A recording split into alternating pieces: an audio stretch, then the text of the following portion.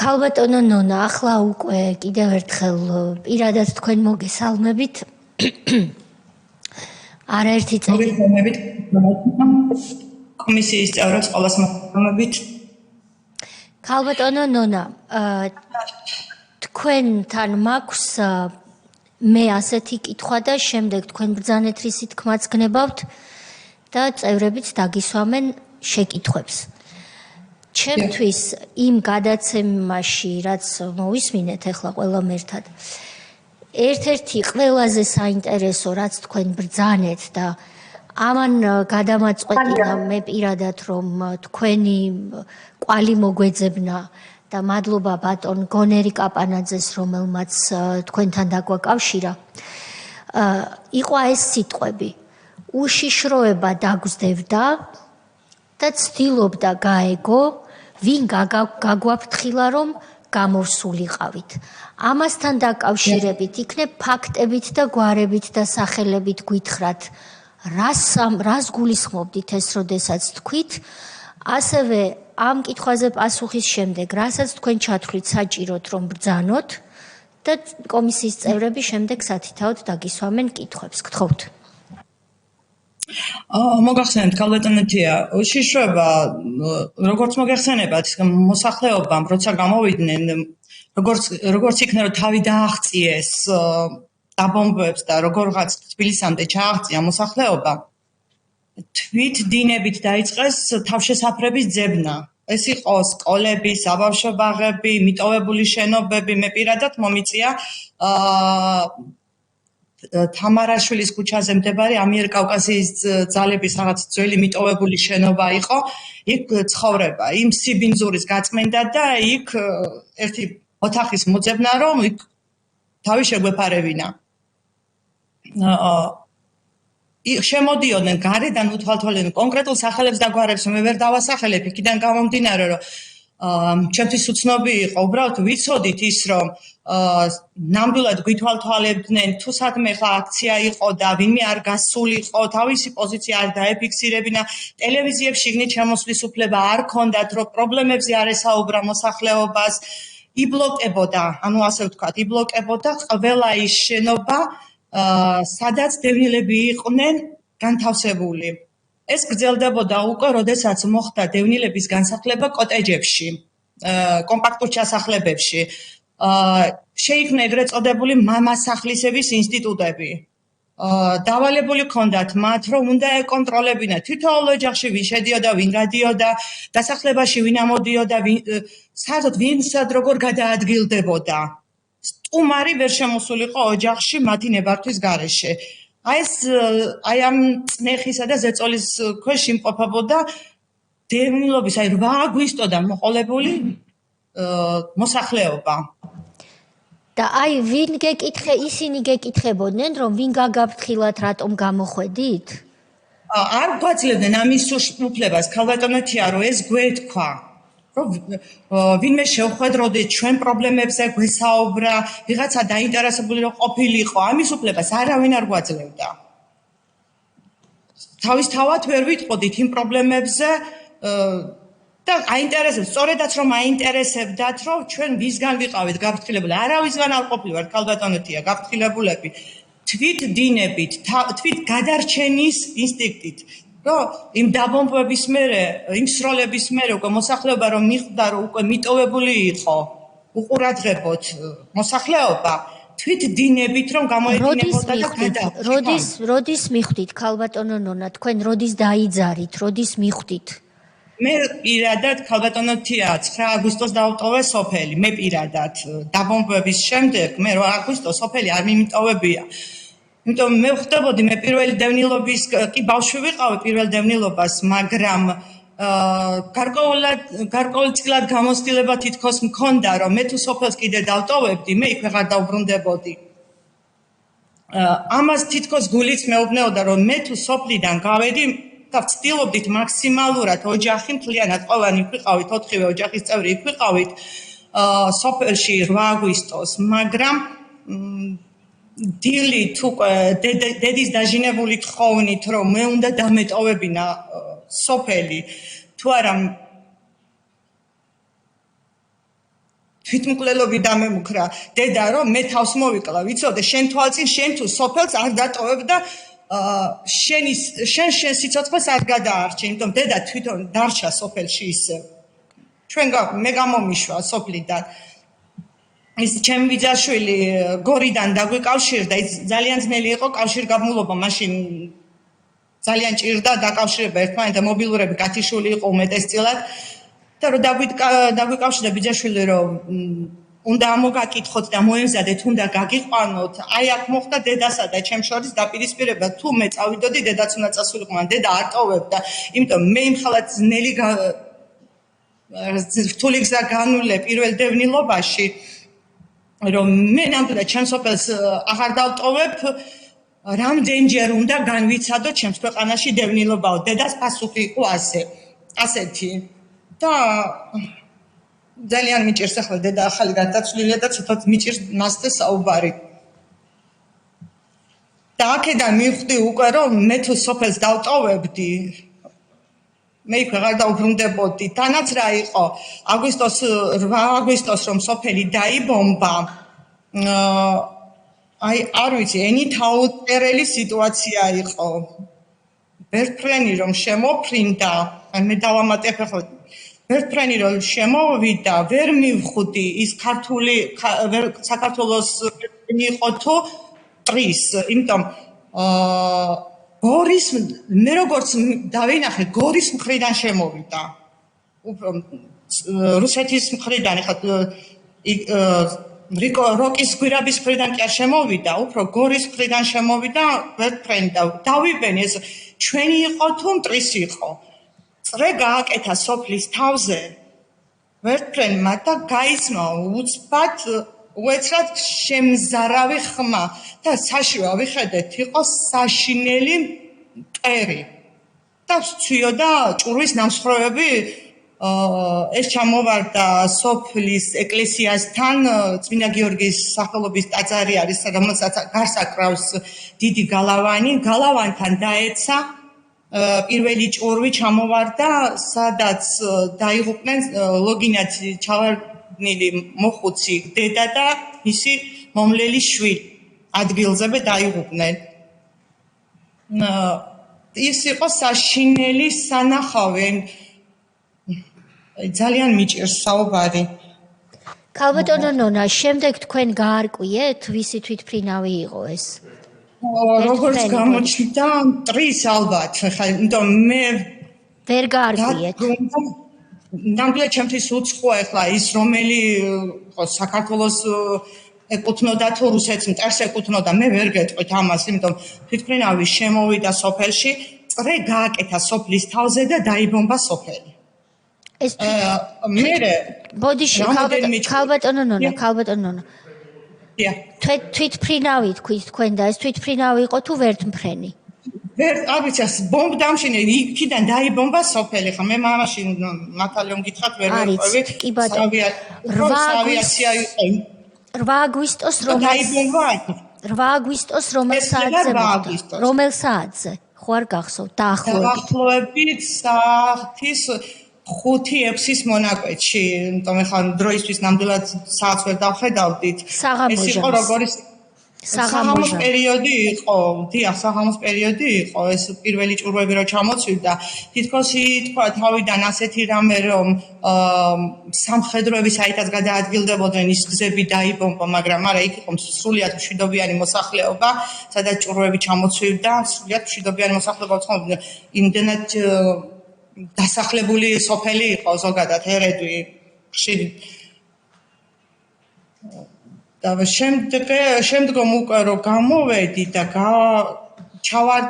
ჩამოვარდა დაბომბების მერე ჩამოვარდა სამარისებული სიჩუმე თითქოს უცბად ჩამობნელდა და შეწყდა ყველანაირი სროლის ხმა და უკუნითი სიჩუმე ჩამოვარდა ვიფიქრე რომ აი ამ ჭურვების მერე თითქოს აღარავინ აღარ იყო ცოცხალი გადარჩენილი.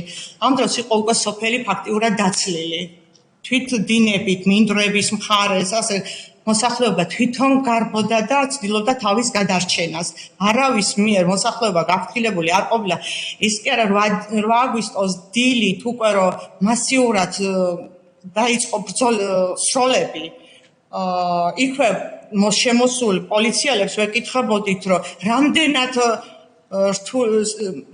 სერიოზული იყო სიტუაცია იქიდან გამომდინარე რომ ჩვენ მიჩვეულები ვიყავით თითქოს უკვე ასე პერიოდულად სროლები იყო მე ისევ ჩაწყნარდებოდა მე ისევ კიდევ განახლდებოდა თითქოს ასე ცხოვრებას უკვე წლების მანძილზე მიჩვეულები ვიყავით და კითხულობდით რამდენად სერიოზული იყო უკვე ეს სიტუაცია რომ ბავშვი ჩემი ბიძაშვილი შვილი 3 თვის ბავშვი ისევ სოფელში ვყავდა და ბავშვი გაგვეყვანა თუ არა უკვე სოფლიდან ბავშვის გაყვანა მოხდა დაბომბვამდე დაახლოებით 2 საათით ადრე. რა გიპასუხათ პოლიციამ? რა ხდებაო, ესეთი არაფერი არ ხდებაო, ჩვეულებრივი როგორც ხდება ხოლმე. ჩემთვის უცხო პიროვნებები იყო, თუმცა ბევრი უცხო ადამიანი იყო შემოსული. კიდევ იყო ის, რომ ჯარისკაცები, ეს პირველა ბიჭები იმ დღისით შემოიყვანეს ყვითელი ავტობუსებით. ჩამოსხეს და ავტობუსები გაბრუნდა უკან. არ ვიცი ახლა თავისი ბრძანება ექნებოდა ამ ჯარისკაცებს რომლებიც გადაადგილდებოდნენ იქვე მე სადაც ცხოვრობდი იყო ძველი უნივერმაღი ზოგი განთავსდა უნივერმაღის შენობაში იყენებდნენ თავშესაფრად ძალიან ძნელია გახსენება არ უნდა უბრალოდ მოსაყოლად არის ძნელი იმ ყოველფრის რაც ჩვენ გადავიარეთ გასახსენებელი გახსენება არ ჭირდება იმას რაც ქალბატონო დიახ კითხვებს დასვამენ წევრები თქვენი ნებართვით და კითხვებზე პასუხის რეჟიმში გაგიადვილდებათ უფრო ვის სურს კითხვის დასმა ბატონი სოზარი მოგესალმებით უბრალოდ მართლა ძალიან ძიმე მოსასმენია ძალიან ძიმე გასახსენებელია ეს ამბები რაც გასახსენებლად ძალიან ძნელი თუმცა არ მოვიწყდება. რა და გვაუწყებს ამას.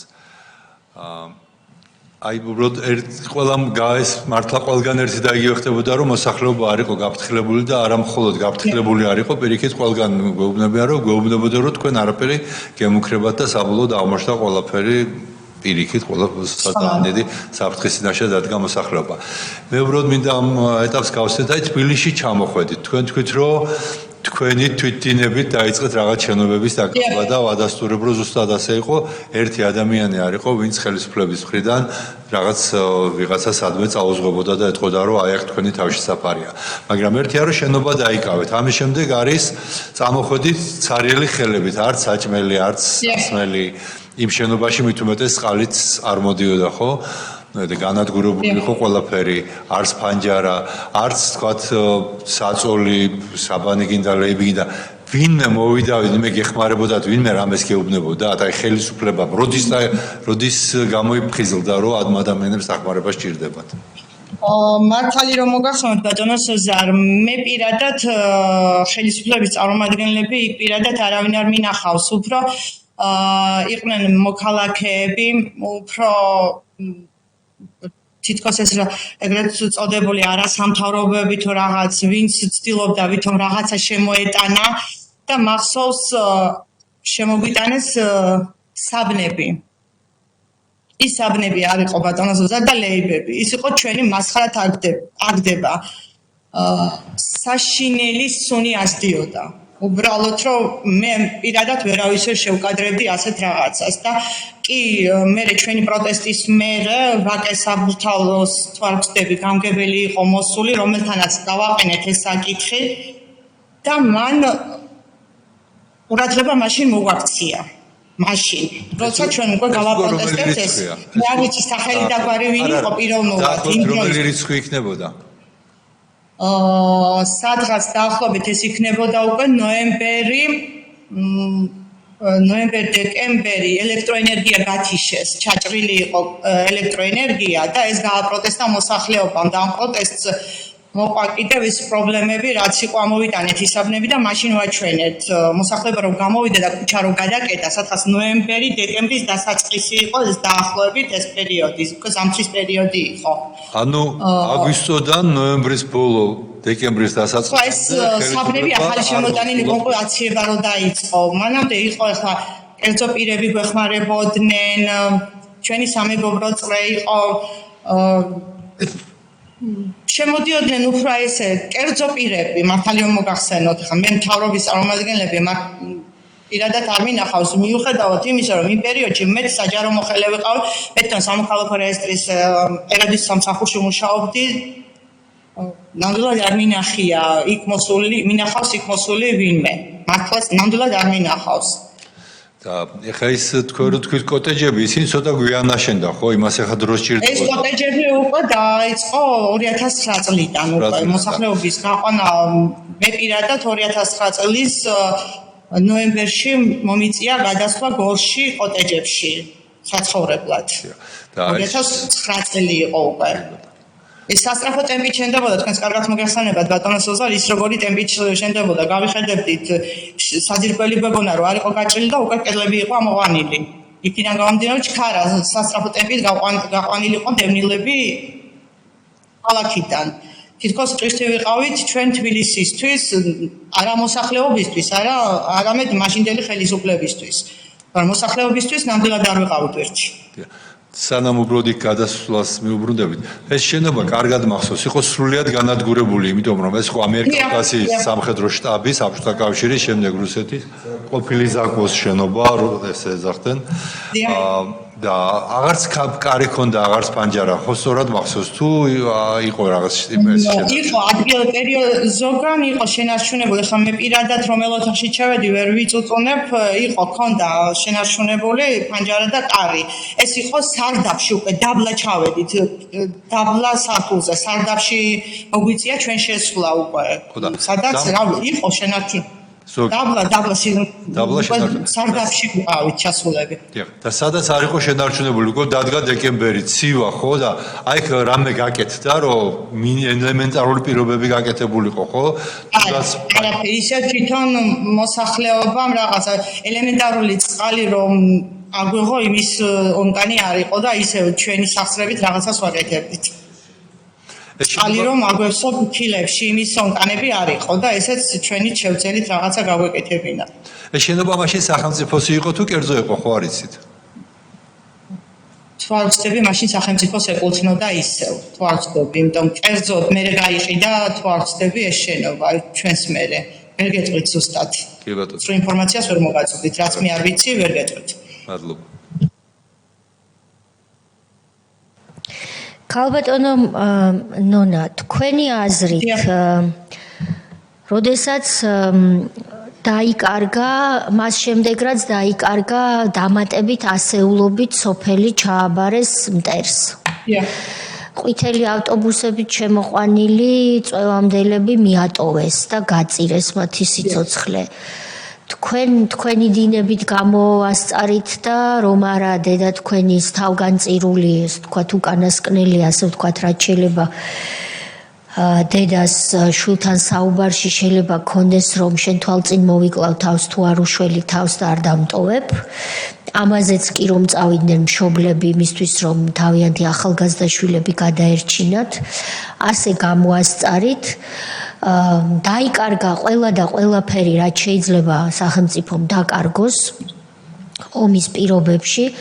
წამოხვედით თქვენ და თბილისში არანაირი ხელშეწყობა არ დაგახვედრათ ხელისუფლებამ და თბილისელების და კერძო პირების ინიციატივების წყალობით ზოგი კვილის ჯაგრის აგროვებდა, ზოგი ბავშვისთვის ელემენტარულ ჩასასვლელს თუ გამოსაცვლელს. აი ამ პირობებში ჩვენ ყველანი მომსწრენი შევიქენით კონცერტის, სადაც სააკაშვილმა იზეიმა გამარჯვება.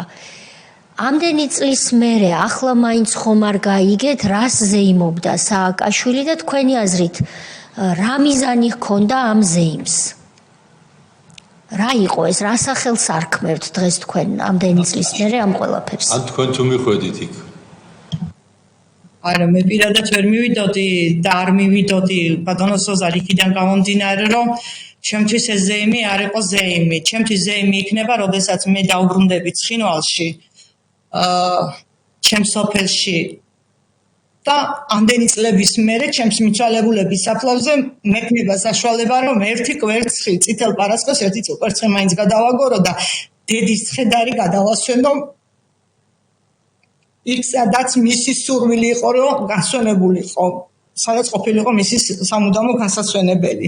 თუ კი ამის შესაძლებლობა მექნება, ზეიმი იქნება ჩემთვის მაშინ, როცა ჩემი ქვეყნის ტერიტორიული მთლიანობა აღდგება, თუ არა 12 აგვისტოს სააკაშვილის ხელისუფლება რა ზეიმობდა თავიანთ გადარჩენა საუბრად.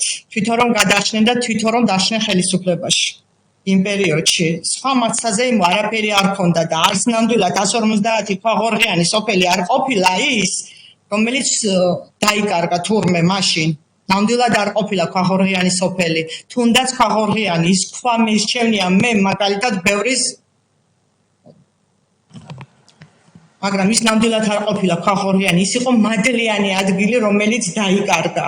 ჩემთვის ყველაზე ძვირფასი, ჩემთვის საქართველო იწყება ცხინვალის რეგიონიდან ბოდიშით ამ გამოთქმაზე, მაგრამ თავდება ცხინვალის რეგიონში. იმდენად მიყვარს მე ჩემი არე, ჩემი კუთხე, სადაც მე დავიბოდე და გავიზარდე. ბატონი ალეკო ტაბატაძე. მოგესალმებით, ქალბატონო.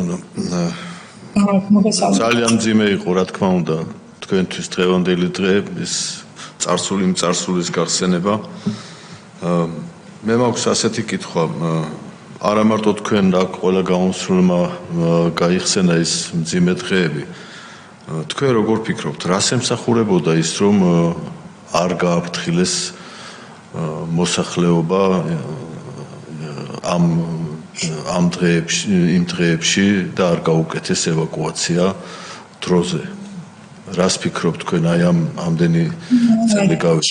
ამდენი ფიქრის და დიდი ფიქრი არ უნდა ამ ყველაფერს მაშინაც და ახლაც ასე ვფიქრობ, რომ ეს ემსახურებოდა, რომ რაც შეიძლება მეტი მსხვერპლი ყოფილიყო.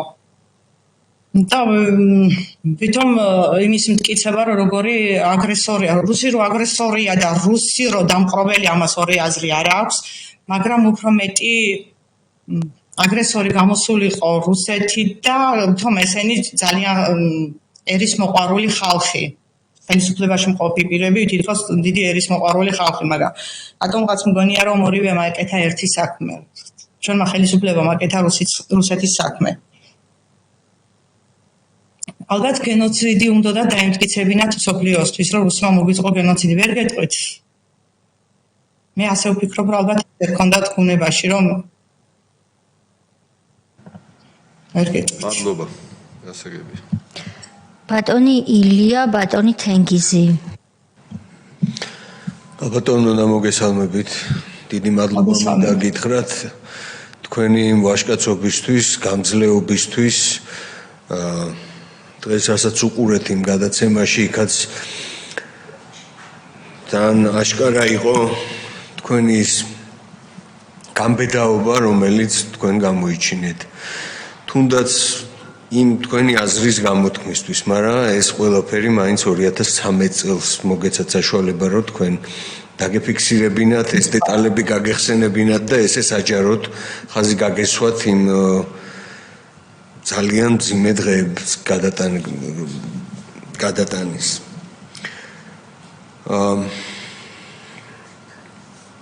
რა თქმა უნდა, ძალიან ბევრი ადამიანია იქიდან წამოსული, რომლებსაც თქვენსავით, აი ჩვენ რომ მოვისმინეთ,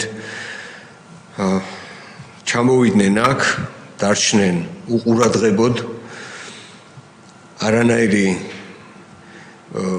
ელემენტარული რაღაც არ იქნა მათ მიმართ,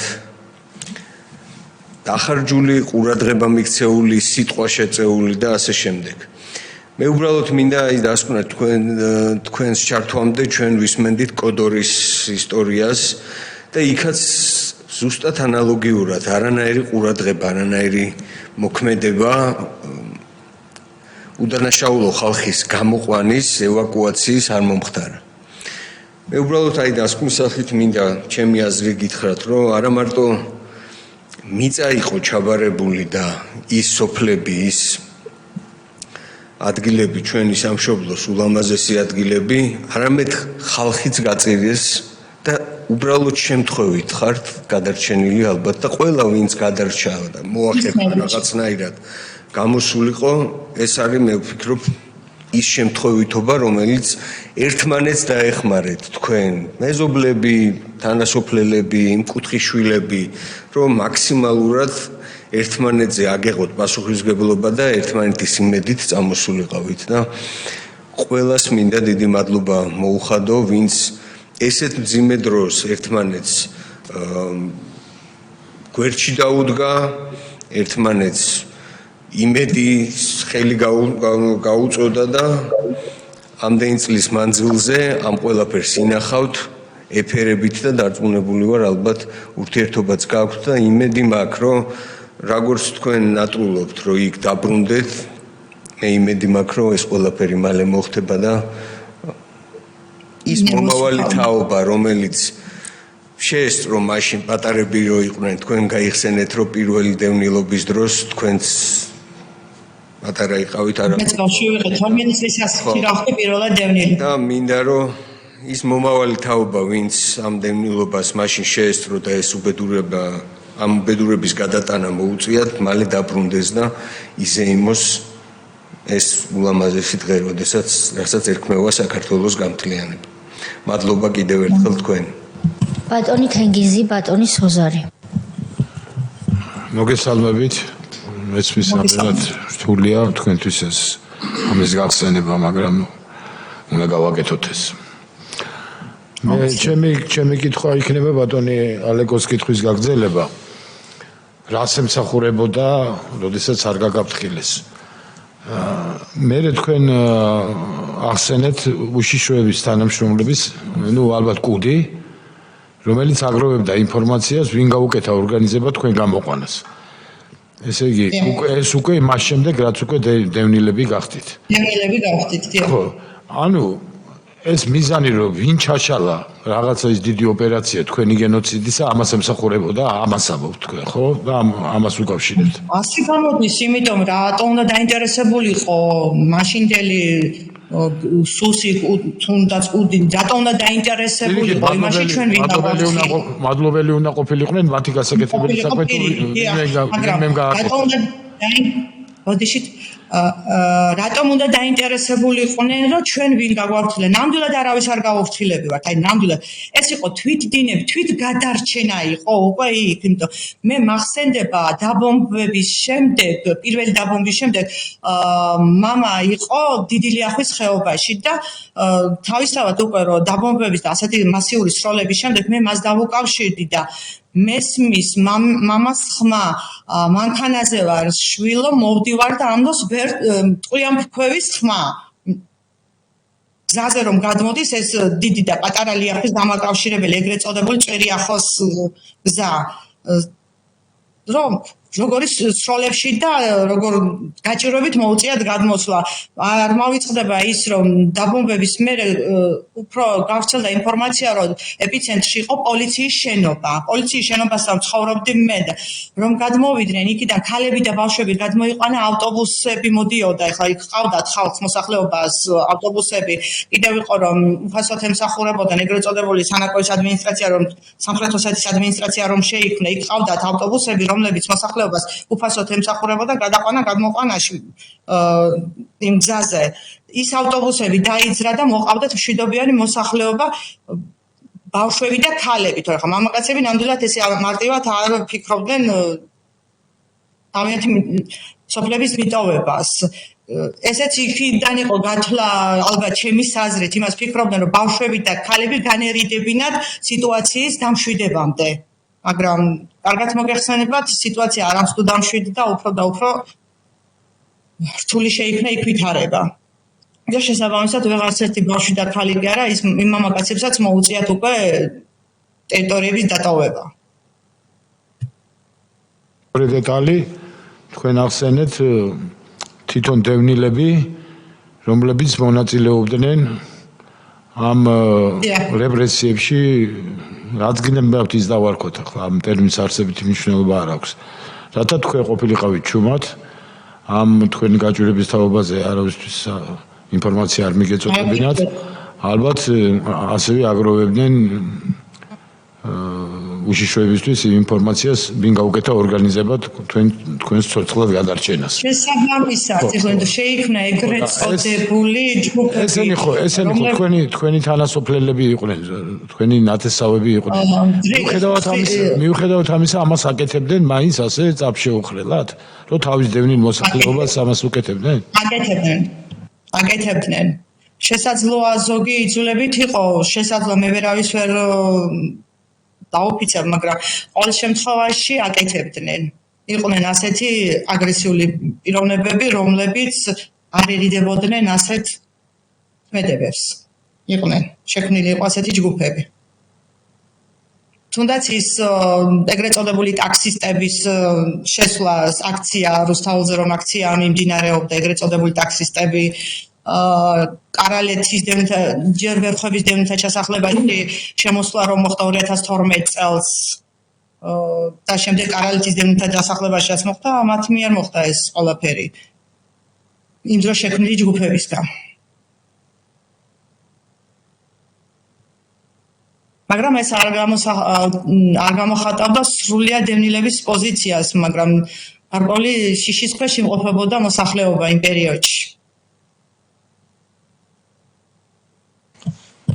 ალბათო ნონა წერან თქვენ ყვებოდით თქვენი დიალოგის შესახებ დედა თქვენი როგორ გაიძულებდათ რომ წამოსულიყავით და საბოლოოდ მაინც ბოლომდე ვერ გავერკვეთ ერთად გამოხვედით ბოლოს თუ დარჩა ამერ მოგვიანებით გამოხვედა ბატონო სოზარ მე იმ პერიოდში ვმუშაობდი სამოქალაქო რეესტრის ერების სამსახურში და ჩემი სამსახური იყო ახლოს და რახან გადმოგამოვდიოდი ავედი სამსახურისგან დანგრეულ შენობაში უკვე ფამინებ ჩამტრეული, კარებ ჩამტრეული იყო ყველაფერი შევედი შიგნით.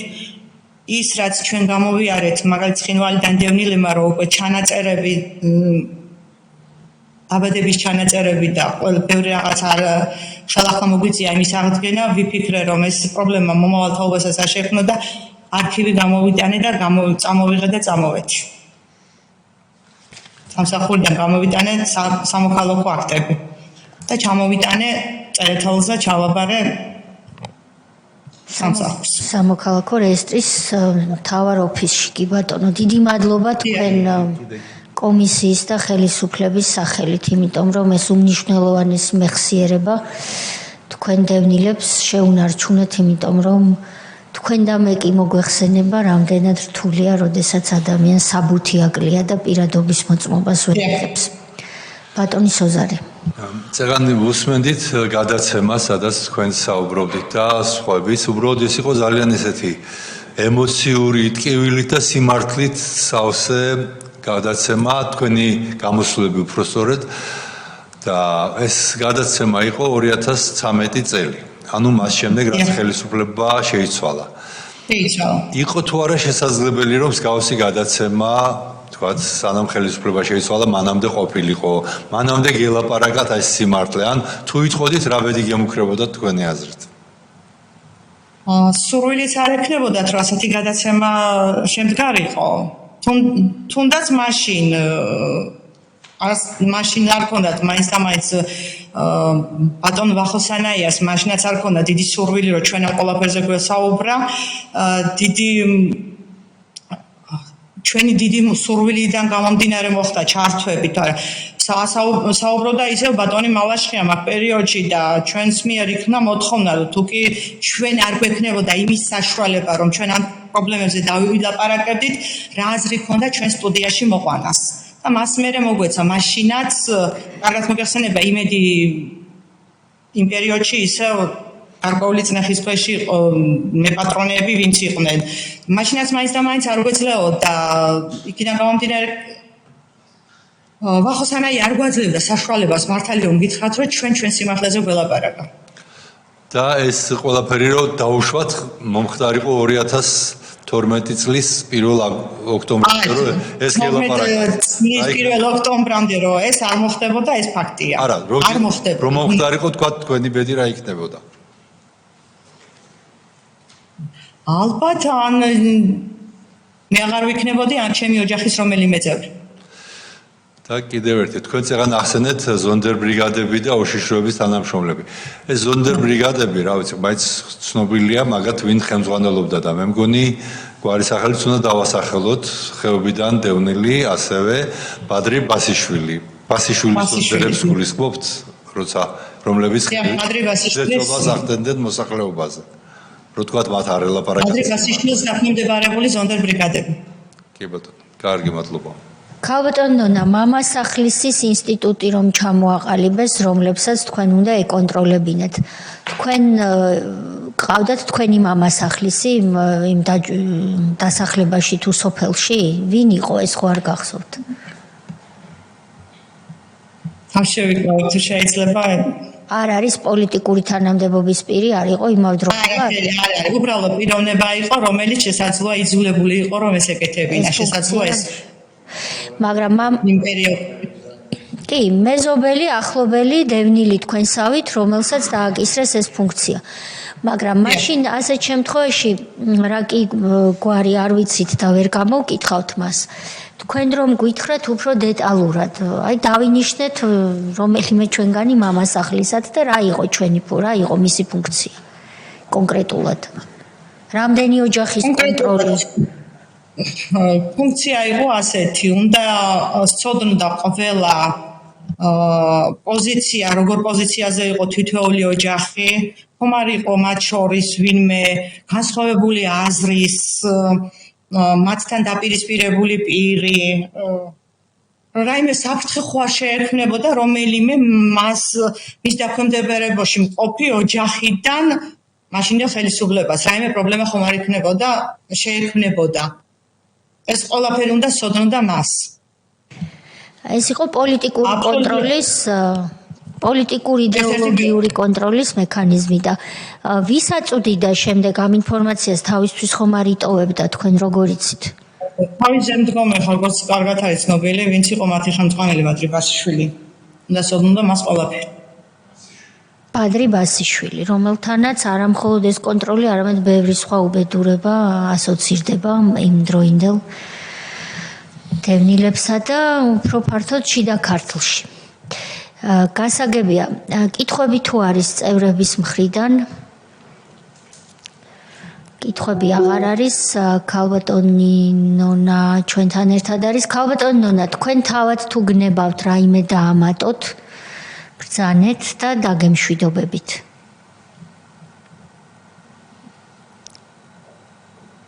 მე ერთი ჩემი დიდი სურვილი რომ ღმერთმა ინებოს და ჩვენ მალე დავბრუნდეთ ჩვენს მიწა-წყალზე, ეს არის ჩემი ყველაზე დიდი სურვილი და ყველა დევნილს ვუსურვებ გამძლეობას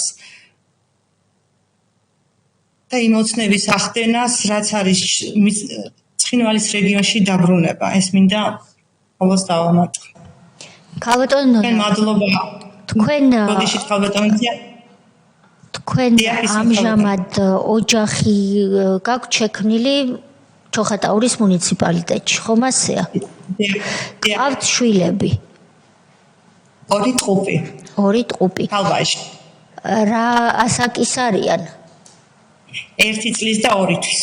გასაგებია, გილოცავთ და ნუ ეს ის ასაკი ჯერ არ არის, როცა შეიძლება მათ თქვენი დევნილობის შესახებ უამბოთ, მაგრამ ამ ტკივილის გადაცემა ალბათ ძალიან მნიშვნელოვანია, რომ დევნილმა ახალმა თაობამ იცოდეს, რომ ის დევნილია და რომ მას აქვს სამუშაო მშვიდობიანი გზით იმისთვის, რომ იქ დაბრუნდეს, საიდანაც მისი მშობელი თავის დროზე იძულებული იყო წამოსულიყო, მით უმეტეს თქვენ შემთხვევაში ორჯერ. ამას ვუსურვებ მე თქვენს შვილებს დაბრუნებას თავიანთ დედულეთში, მშვიდობიანი გზით, ბატონი სოზარი შეაჯამებს, შემდეგ თქვენ და თქვენს ნაწილს ამ სხდომის დავხურავთ. წეგან ქალბატონო ნონა, თქვენ ბრძანეთ გაიხსენეთ სააკაშვილის ის გამოთქმა, რომ ქვაღორღიანი ადგილებიოდა. ამ სხდომის ფარგლებშიც ბევრჯერ გაგვიხსენებია ეს ციტატა, მაგრამ კიდევ ერთხელ უნდა განვმარტო იმისთვის, ვინც შეიძლება დღეს გვისმენს მარტო, რომ აი ამ ომის დამთავრებიდან რამდენიმე წლის შემდეგ 2011 წელს ერთ-ერთ უცხოურ გამოცემას ამერიკულ ჟურნალს მისცა ინტერვიუ, სადაც თქვა, რომ არაფერი არ დაგვიკარგია საქართველოსო. ის რაც დაუკარგეთ, ეს არის რაღაც ქვაღორღიანი ადგილები, რომელთაც ნული ფასი აქვს, ნული ფასი. ერთადერთი რისთვისაც შეიძლება გამოიყენონო, ეს არის საქართველოს დანარჩენ ტერიტორიაზე შეტევაო. ანუ საქართველოს ტერიტორიის 20%-ზე ამბობს, რომ მას აქვს ნული ფასი და მეორე გარდა იმისა, რომ შიდა ქართლი, აი ეს რეგიონი, საიდანაც თქვენ ბრძანდებით, არის მართლა საქართველოს გული, ეს არის წალკოტი, აი ბუნება უფრო ლამაზი ადგილი საქართველოს არ აქვს, უფრო მდიდარი, უფრო ნაყოფიერი, უფრო ლამაზი, აი ეს მართლა წალკოტია და აი ეს უბრალოდ ფასი რო არ ქონდა მისთვის არც საქართველოს, არც მის რომელიმე კუთხეს და მართლა რო უსამშობლო ადამიანი იყო, ამით კიდევ ერთხელ დაადასტურა ამ თავისი ინტერვიუთი. მადლობა კიდევ ერთხელ თქვენი გამძლეობისთვის და ბრძანეთ ქალბატონო ნონა, მადლობას ვუერთდები, ბრძანეთ და უნდა დაგემშვიდობოთ. ნამდვილად ჩემთვის კი არა, ვინც კი ნამყოფი არის ცხინვალის რეგიონში, ერთხელაც კი გაუვლია, მისთვის ნაცნობია როგორი მადლიანი მიწა, როგორი ლამაზი მხარე დაიკარგა და სააკაშვილის რა გონია ამისთვის პასუხს მიიღებს. იმედია წარსდგება სათანადოდ კიდევ მართლმსაჯულების წინაშე აი ამ დანაშაულისთვისაც, რაც მან ჩვენს მხარეს, ჩვენს ხალხს მოუწყო, იმედი მაქვს ამის ძალიან დიდი. მადლობა მინდა მოგახსენოთ ქალბატონო თია, თქვენ პირადად და სრულიად მთელს კომისიის წევრებს ყველას მოწვევისთვის, ჩართვისთვის. ძალიან ბევრია სათქმელი, მაგრამ თითქოს რაღაც ტკივილი მახრჩობს და მიჭირს საუბარი. ძალიან ძნელია, არ მავიწყდება, დავიწყება ძალიან ძნელია იმის, რაც გამოვიარეთ, უბრალოდ მოყოლა რთული ყოველთვის. იმის გადმოცემით, სიტყვების იმის გადმოცემა, რაც ჩვენ გამოვიარეთ და რაც ჩვენ გადაგვდა თავს, ძალიან ძნელია. ხშირად სიტყვების მოძებნა მიჭირს. მადლობას მოგახსენებთ ჩართვისთვის და მადლობა თქვენ ისიც იცოდეთ, რომ არაერთი პირია, რომელიც კომისიის წინაშე ყოფილა მოსმენაზე თქვენსავით და შემდეგ დაგუკავშირებია და უთქვამს, რომ აი ესა და ეს ფაქტი ნერვიულობდი, გამომრჩა და ეს შესაძლებლობაც არის, რომ სანამ ჩვენ ვმუშაობთ, ეს არის ყველაზე გვიან 4 ივლისი წერილობით მოგვაწოდოთ თუ ჩათვლით შემდეგ რომ რაღაც ფაქტი, ინფორმაცია გამოგრჩათ და გაგვთ სურვილი რომ კომისიას ამის შესახებ გქონდეს. ეს შესაძლებლობაც ჯერჯერობით არსებობს მომდევნო 1 თვის განმავლობაში. დიდი მადლობა თქვენ შვილებს და თქვენ ასევე დაბრუნებას გისურვებთ და ქვეყანას გამთლიანებას მშვიდობიანი გზით. წარმატებებს გისურვებთ და მუნიციპალიტეტს კიდევ ერთხელ დიდი მადლობა იმ თანამშრომლებს, ვინც კადრში არ ჩანან, მაგრამ ალბათ თქვენთან ერთად არიან. დიდი მადლობა მინდა უთხრა ბატონ მერს და ასევე ჩვენს დეპუტატს გურიიდან ბატონ ვასილ ჩიგოგიძეს, რომელიც დაგვეხმარა დღევანდელი სხდომის ორგანიზებაში. კარგად ბრძანდებოდეთ, ჩვენ 2 წუთი ტექნიკურ შესწავლებას. მადლობა.